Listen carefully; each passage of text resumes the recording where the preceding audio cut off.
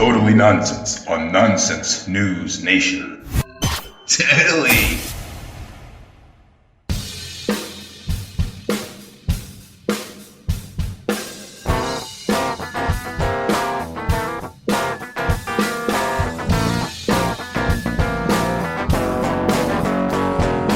Welcome back, ladies and gentlemen, boys and girls, kids and cadets, to another riveting edition of Totally Nonsense on Nonsense News Nation. I am Brandon Scott Ellis, Hebrew name Shmuel Melech. Excuse me. Is that and I, ladies and gentlemen, am Scott Honickman, and I'm not wearing pants right now, but I'm sitting comfortably in this chair. This is why we made our format a podcast and not a TV show, so you could enjoy being in the nude. Well, Scott, on the topic of the show here, this is normally a show where we cover funny news and cover it in a funny way, but I want to break away a little bit from real-life news and go to my own news. You see, quarantine is still a thing for anyone who is blind, deaf, and dumb at the same time and doesn't understand what quarantine is. It is a thing. I feel bad for them because they can't enjoy Fat Albert if they're blind, deaf, and dumb. I mean, if you're dumb, you could still enjoy Fat Albert, let's be honest. To pass the time for quarantine, I decided to watch all of the Marvel films. And last night, I was unfortunately up to Thor: The Dark World, the second Thor film, and it was the most meh movie I've seen in a long time. It was so painfully average that I'm checking out of Marvel right now, and I'd much rather go into the realm of DC. I don't know what DC stands for. DC could very well stand for don't care, because if you've seen some of those recent movies, oh my goodness, they don't care. But, I mean, Joker's pretty good, Shazam and all that. I heard Birds of Prey was totally awful. But there was a movie that came out before all that called Man of Steel. And then they made a sequel called Batman vs. Superman. And I didn't have to go to a licensed psychiatrist to know that I was clinically depressed after watching it. It wasn't fun. It wasn't cool. It was embarrassing. And I had a Batman shirt on and a Superman hat on, and I was ashamed of myself. You know, it would have been really funny if they just called that movie Batman versus Man of Steel. Because why didn't they just call Man of Steel Superman? Why don't we just continue? Because Ben Affleck played Daredevil. It should have been Daredevil versus Man of Steel. Daredevil versus Fat Albert. Do you remember in the Fat Albert movie how he lifted up the bowl with like his pinky? I think he would beat Batman and Superman in a fight. He's stronger than Shaggy combined with Vegeta, combined with any superhero you can think. But that's besides the point, since Warner Brothers, they don't necessarily have the rights to a beloved character like Fat Albert. They unfortunately have to try to make Superman interesting, and that could prove very difficult. And Zack Snyder butchered it. He referenced the death of Superman and Dark Knight Returns, some of the most impactful comic books of all time, and didn't understand it. And yet they still entrusted him with Justice League. And he dropped out during the middle of it, I believe. I think, unfortunately, his daughter passed away, or that was a factor, or they didn't want him, or something. So Joss Whedon, Mr. Marvel himself, who directed the first two Avengers films, took over and added some cartoon wit into the serious Zack Snyder vision. And people didn't go to see it. And it was a blip in the cinema world. And unfortunately, just like the Fat Albert movie, everyone forgot about it. Are you talking about Batman versus Superman, or I'm talking about Justice League. The thing is, Batman versus Superman, as terrible as it was, made money. Justice League objectively was a step up. It's like judging the Holocaust versus Hiroshima. Both are terrible, but one maybe slightly better than the other. Okay, I don't think you can compare any movie to the Holocaust. Maybe Phantom Menace, but anyway, a lot of Zack Snyder fans, that's right, he has fans, I don't believe it, have demanded, this man did not finish his vision, his work. We need the Snyder Cut of Justice League. And that film came out in 2017, 2018 passed, 2019 passed, no Snyder Cuts. People liked Wonder Woman and even Aquaman, but they didn't care for Batman or Superman. They're done with the Justice League. And then out of the blue in 2020, during quarantine, we got news, some big news, that the HBO Max is releasing a Snyder Cut next year in 2021. That means that a Snyder Cut has not been finished. They still have to make it. But apparently there's enough material where Zack Snyder could whip out his Batman vs. Superman dark magic and make something that's apparently going to be 4 hours. Endgame had like 20 plus movies of build-up, so it was worth being 3 hours. Justice League, you have an origin story of Superman that feels more like Batman. You have Batman versus Superman, which is, you got the Hiroshima comparison. You got Suicide Squad, and then that was your build-up. So why is it 4 hours? I don't know. But this man, he's going to have his vision out there. And as someone who respects filmmaking, as much as I hated Batman vs. Superman, I have to respect that at least he's going to finish the movie that he was signed on to do. I respect that. I probably won't watch it. I don't really care for most DC movies. But, I mean, look, 4 hours, maybe you and I can get together, get some popcorn, and maybe get a little drunk. And if there's alcohol in that popcorn, sign me up. I will watch this 4-hour Justice League. Apparently he had a vision for it to be a lot darker, with Superman being corrupted by Darkseid, who's the Thanos of DC. Some interesting stuff. Will it be better? Probably not, knowing him. He's a great cinematographer, but when it comes to actually writing a story, just stick to 300, man. But you know what? It will make some money. Maybe not a lot, but fans are happy. He's happy. And I guess I'm happy. Are you happy about this? I'm neutral. I haven't smiled since I saw the Fat Albert movie, man. So I don't know if I'm happy right now. Yeah, I don't want you to relive your memories of watching the Batman vs. Superman movie. I only heard bad things. Never saw it myself. It's so bad. But anyway, something that may cheer me up and maybe you up would be some, I don't know, lighthearted, nonsensical stories. And rumor has it you have maybe one or two. So, Scott, if you don't mind, please share with us your nonsense stories. Yes, my nonsense novices. I am the only one this week with stories. Brandon supplied the lovely rant about Justice League, and I'm here with some stories. So first, we got a local story for me and Brandon. As you know, we live in New York, specifically somewhere, and I'll tell you where that somewhere is. That's all you need to know. It's implied in the story I'm about to read, in the headline I'm about to read. So the story goes something like this. Long Island official explains when tennis players can safely touch others' balls. And no, this is not referring to testicles. This article is specifically about how tennis players are going to manage playing games with each other in a post-quarantine world. So the article starts off like this. You can kick someone else's balls.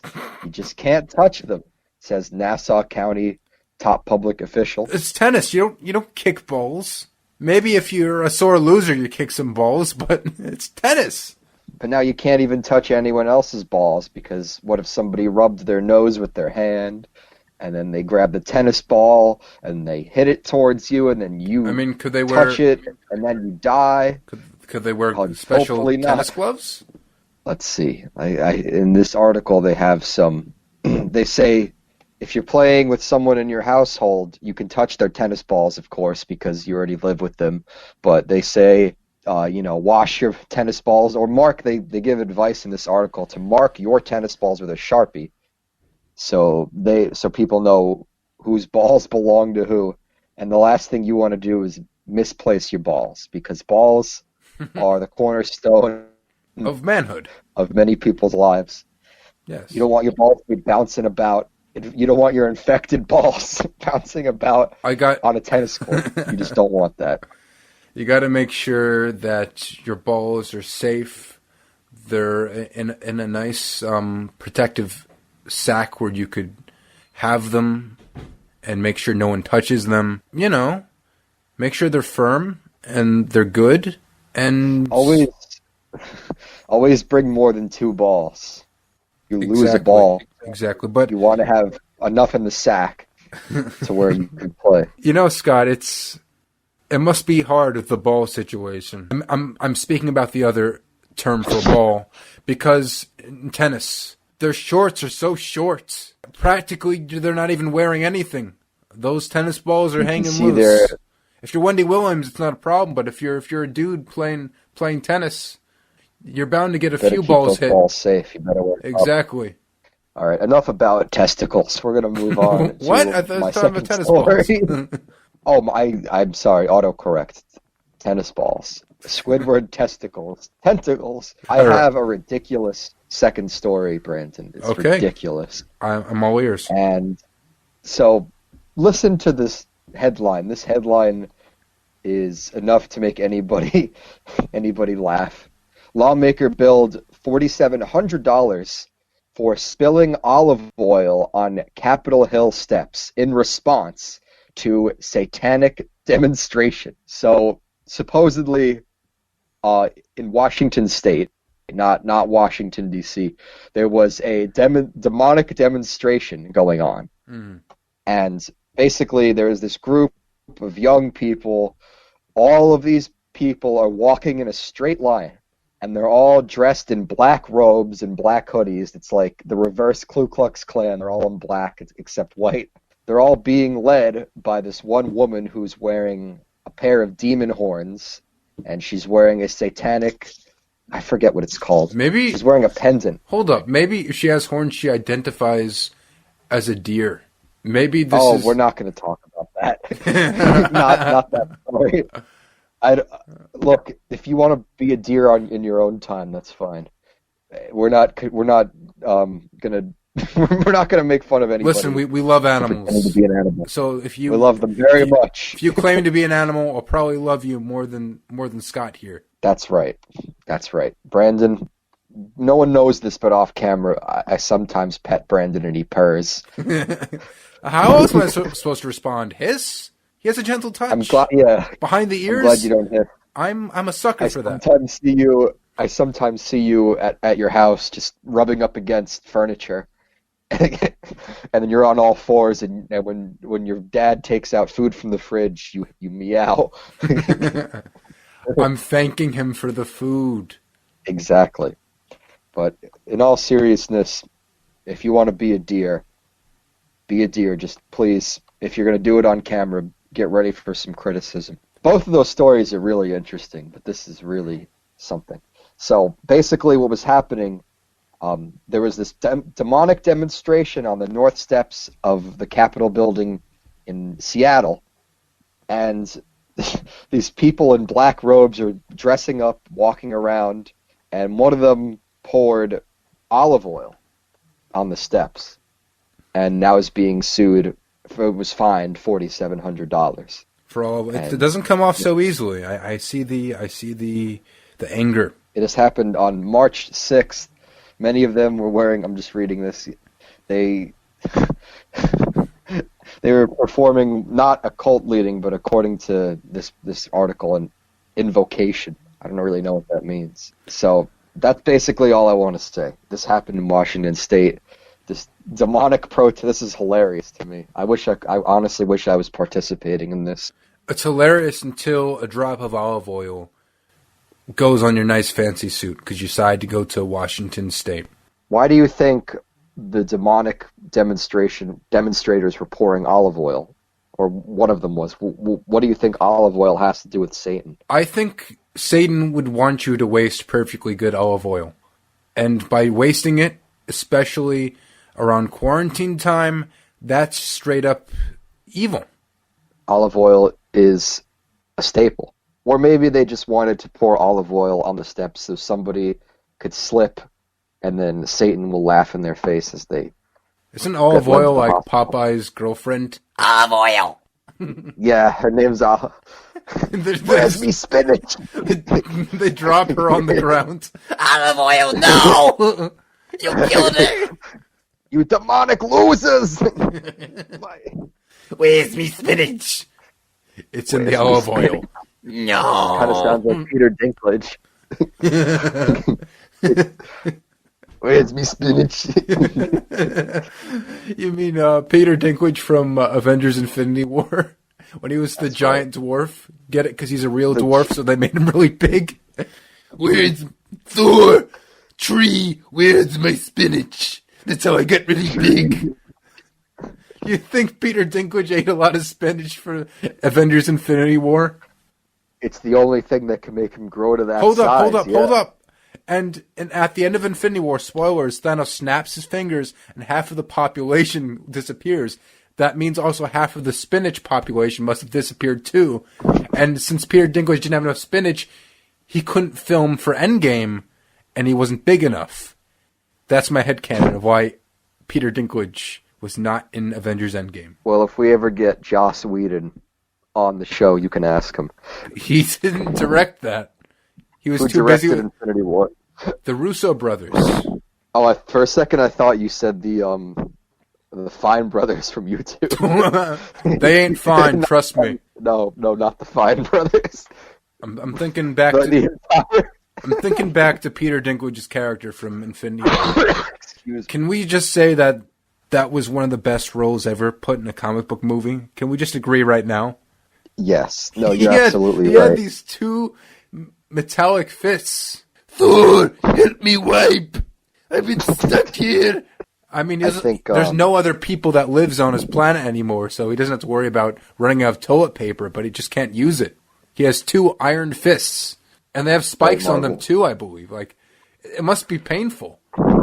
If you ever play Persona 5, there's a character who has spiked fists. I won't say any more. I don't want to spoil anything for you. What? What's the spoil? He helps Thor get an axe? Oh, no, I'm talking about Persona 5. I'm talking about Peter Dinklage. Peter Dinklage is in Persona 5. Thor! Persona! I have to go number 2. Thor! Help! Turn tree into toilet paper! No, he uses the hammer to wipe him. I have to use the hammers I make to wipe Thor. It hurts. Should have gone for the head. That's all I can say. Yes, Peter Dinklage in Infinity War, I can imagine him making some sort of, like, iron diaper. Using his tools to craft an iron diaper. I mean, that's really convenient, because you don't have to ever replace it. You just have to wash it. You don't ever have to replace it. It might get rusty if you keep washing it. I can imagine Thor going, You just don't dry it. Dimitri, help me craft this axe. Thanos is on the loose. I'm still not done with my diaper. Thor. They have to wait. They have to wait for him. They need him to try it out first. So they're sitting there as he's going in his iron diaper. All right, guys, let me test it out. He'd probably ask you to try it on first, Brandon. Hey, Brandon, try this new technology out. I think I'll get a Nobel Prize for it. I don't think it's technology. Well, anything's technology if you think about it. A pencil is technology. So why can't an iron diaper be for a super large alien giant? I'm sorry, I don't like to put iron diaper in the same category as computer processor or ventilator. Oh, I'm on Facebook. I just saw a picture of a man's naked butt. I'm sorry. It's Peter Dinklage. Oh, that's so big but so tiny. Hashtag getting ready for the iron diaper. Stark, help me make the iron diaper. That'd be great. If Tony Stark, Iron Man 4 is yes. I thought you meant like Ned Stark. Peter Dinklage, if you're listening to this, thank you so much for giving the greatest Marvel hero. I think his sacrifice of his own time was a bigger sacrifice than Tony Stark's life in Endgame. I thought it was amazing. Tennis players, I hope your balls are placed in a comfortable spot and no one's touching them. I hope in Washington that we purge Satan from the clutches of Jesus. And I hope Zack Snyder makes a good version of the mediocre Justice League movie. He has pretty much 4 hours worth of content. Better be good. Mm-hmm. And that's that. I'm looking forward to it, kind of. Only a little bit. We'll see. We'll see how it goes. Anyway, I hope you enjoyed this podcast, because I sure didn't. If you want to hear more from us, we're on Spotify, TuneIn, iHeartRadio, Stitcher, Anchor, YouTube, and SoundCloud. We also have a Facebook, a Twitter, and an Instagram. We have a website, nonsensenewsnation.com. And if you want to contact us personally and give us a script to the Zack Snyder cut of Justice League, because I want to see what it's all about, you can contact us at nonsensenewsradio@gmail.com. That is nonsensenewsradio@gmail.com. Once again, I've been Brandon Ellis. I've been Scott Harmon. And this is Totally Nonsense on Nonsense News Nation. We'll see you on the next podcast. Peace. Goodbye, Fat Albert. Goodbye.